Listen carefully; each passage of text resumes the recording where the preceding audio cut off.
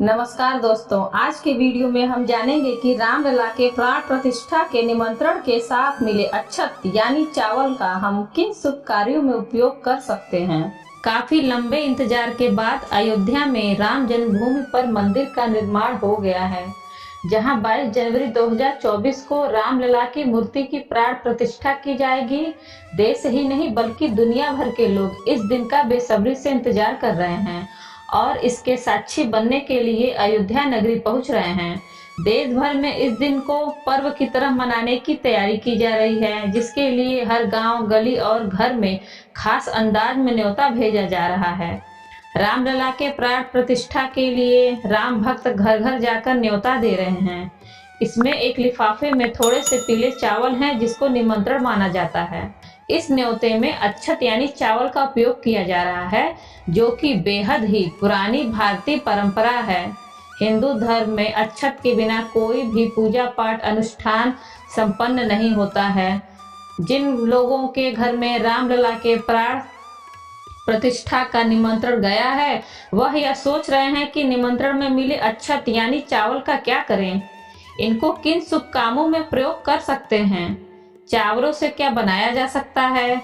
इस बात को लेकर ज्यादातर लोगों में असमंजस की स्थिति बनी हुई है। यदि आपको भी यह असमंजस है तो बता दें कि धार्मिक दृष्टिकोणों से अक्षत का विशेष महत्व होता है और इसे पूजा पाठ व तिलक के मुख्य रूप से उपयोग किया जाता है। इसलिए निमंत्रण में आए अक्षत को यदि अपने घर की तिजोरी में रख दे तो कभी धन की कमी नहीं होगी और भंडार भरे रहेंगे। वही इस अक्षत को मंदिर में भी रख सकते हैं। मंदिर में पूजा पाठ या तिलक लगाते समय इस अक्षत का उपयोग करें, जिसे सीधे भगवान का आशीर्वाद माना जाता है। भारतीय परंपरा के अनुसार प्राचीन काल में लोग एक दूसरे को किसी उत्सव या कार्यक्रम का न्योता देने के लिए अक्षत और हल्दी का उपयोग करते थे। अक्षत यानी चावल देकर लोगों को निमंत्रण भेजा जाता था। इसके लिए हल्दी में रंगे हुए पीले चावलों का उपयोग किया जाता था। हिंदू धर्म में अक्षत का विशेष स्थान है और कोई भी पूजा पाठ अनुष्ठान या धार्मिक कार्य अक्षत के बिना पूरा नहीं होता।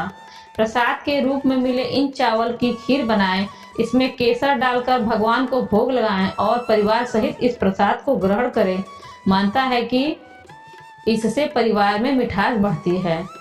निमंत्रण में मिले अक्षत यानी चावल को नई दुल्हन अपनी पहली रसोई में इन चावलों का प्रयोग कर सकती है। मानता है इससे मां अन्नपूर्णा घर में वास करती हैं और रिश्ते मजबूत होते हैं। घर में बेटी की शादी है तो उसे ये चावल भेंट स्वरूप दे सकते हैं।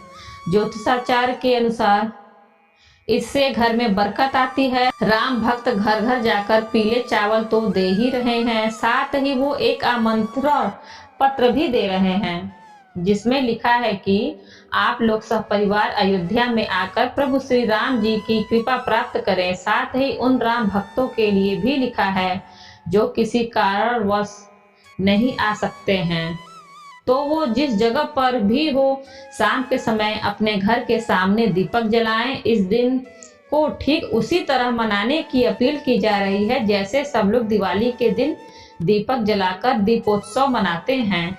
महामंडलेश्वर स्वामी रामगोपाल दास ने भी समझाया है कि ये अक्षत निमंत्रण क्या होता है।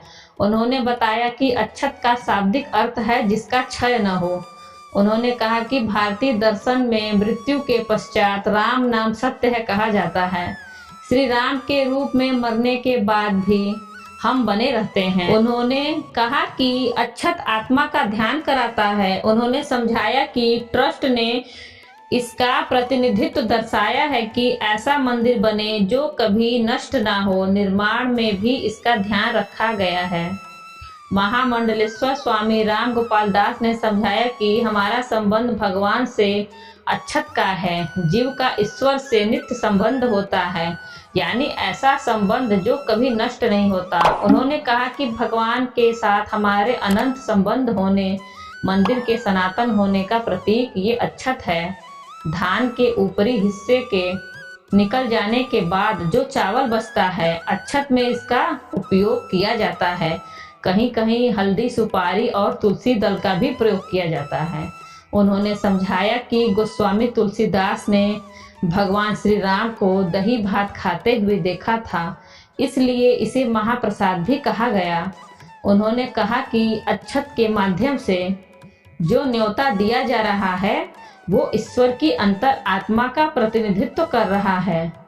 धान का ये हिस्सा धन्यता की ओर ले जाए, इसकी कामना की जाती है। शादी विवाह में भी धान का इस्तेमाल होता है ताकि धन्यता बनी रहे, इसलिए अक्षत के माध्यम से निमंत्रण दिया जा रहा है। दोस्तों, वीडियो अच्छी लगी हो तो वीडियो को लाइक, शेयर एंड सब्सक्राइब करें और कमेंट बॉक्स में जय श्री राम अवश्य लिखें। धन्यवाद।